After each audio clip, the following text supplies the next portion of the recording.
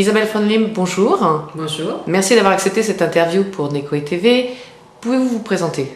Et donc, je suis Isabelle Fronlim de l'ARACT Centre, Association régionale de l'amélioration des conditions de travail. Nous avons été créés, nous sommes gérés par les partenaires sociaux de la région Centre. C'est-à-dire que mon conseil d'administration est composé 50% des représentants de chefs d'entreprise et des représentants des salariés à travers les 5 organisations syndicales représentatives. Et nos missions sont bien de concilier performance et qualité de vie au travail. Et moi, je suis plus spécialisée sur tout ce qui est gestion des compétences, gestion des parcours et la relation avec le territoire. Alors, la relation avec le territoire, on l'a bien compris. La relation avec Necoe maintenant? Alors, la relation avec Necoe, en fait, nous travaillons actuellement avec Necoe sur un projet qui s'appelle BEPI, qui est un projet de création d'une bourse de compétences interentreprises. L'idée est assez intéressante parce qu'on voit bien qu'aujourd'hui, au niveau des enjeux des entreprises, il y a un besoin effectivement de mutualisation, il y a un besoin d'être plus en lien avec son territoire. Et un des éléments les plus importants pour les entreprises aujourd'hui, notamment dans le secteur des services, c'est bien les compétences, les savoir-faire des salariés qui font la plus-value des entreprises. Et donc en disant, sur un territoire donné, comment faire pour garder les compétences qui sont intéressantes sur un territoire, parce que l'entreprise ne peut pas, à certains moments de sa vie, se permettre de garder une compétence à plein temps ou de la garder tout au long de la vie du salarié. Et comment faire pour garder cette compétence sur le territoire? Et une autre problématique, sur le territoire, comment on fait pour attirer, fidéliser des nouvelles compétences qui pourraient arriver? Et dans les services, et dans l'innovation des services, on pense notamment à tout ce qui est entreprise, de CS2I, comment faire effectivement pour pouvoir les fidéliser.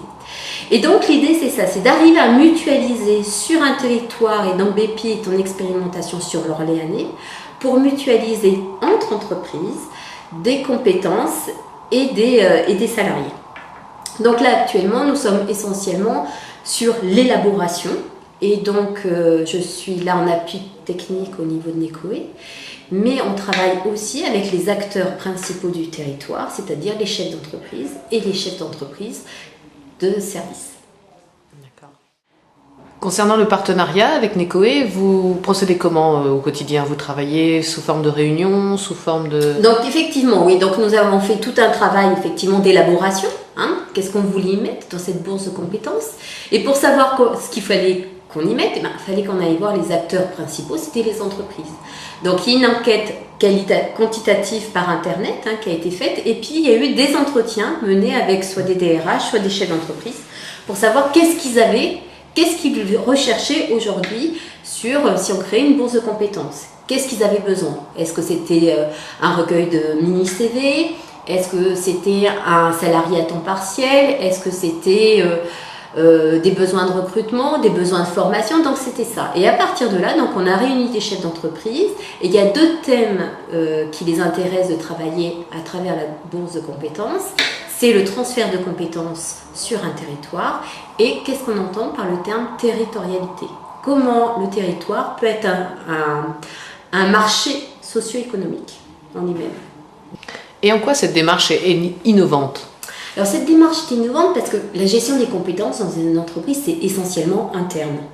Effectivement, une entreprise va faire son propre recrutement, va rechercher, mais on voit bien qu'avec les enjeux actuels, c'était intéressant de mutualiser les problématiques liées à tout ce qui est gestion des compétences et gestion des ressources humaines liées au métier de service.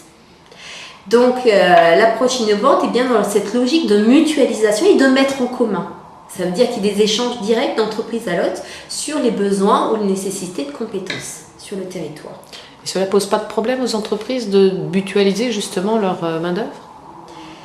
On est sur un territoire qui effectivement a des problématiques qui sont plus fortes que les problématiques, on va dire, personnelles. Et effectivement, si à un moment donné, il y a quelques freins, effectivement, d'échanger et de se poser des questions, si je prends un salarié à mi-temps, comment on va garder la confidentialité? Mais l'avantage et l'intelligence des chefs d'entreprise qui font partie de ce projet, c'est de dire clairement quels sont leurs doutes, leurs freins, et on construit justement ce projet par rapport à ces freins-là. D'accord, nous vous souhaitons bonne chance pour la construction de ce projet. Merci. Bonne chance surtout à Necoe.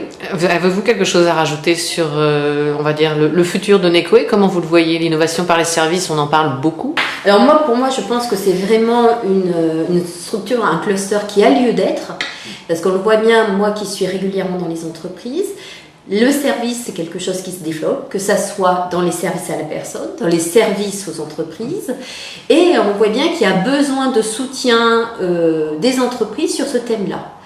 Et l'innovation fait complètement partie des services. Et c'est là-dessus que va pouvoir se développer les entreprises de demain. Merci beaucoup de votre témoignage. Merci. À bientôt. Au revoir.